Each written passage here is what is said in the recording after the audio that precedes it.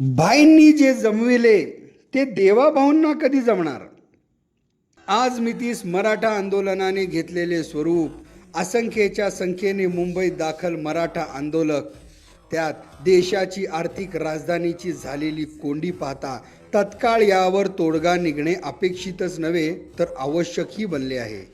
मागील वर्षाच्या सुरुवातीसही मनोज जरांगे पाटील यांच्या नेतृत्वात निघालेल्या असंख्य मराठा आंदोलकांना मुंबईच्या वेशीवरच थांबवत तिथे 2-3 दिवस मुक्काम केल्यानंतर त्यांच्याशी चर्चेअंती काही मागण्या मान्य करत मनोज जरांगे पाटील यांचे उपोषण सोडविण्यात तत्कालीन मुख्यमंत्री एकनाथभाईंना यश प्राप्त झालेले होते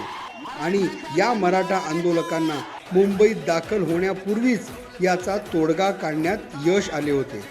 त्याच वेळेस मनोज जरांगे पाटील यांनी आपल्या उर्वरित मागण्या मान्य न झाल्यास मुंबईत दाखल होणार आणि याचा वारंवार पुनरुच्चारही करण्यात येत होता.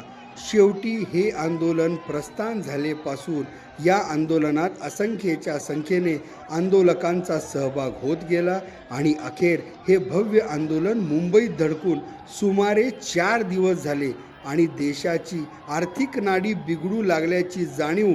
या प्रशासनास आणि शासनास होताना दिसत असली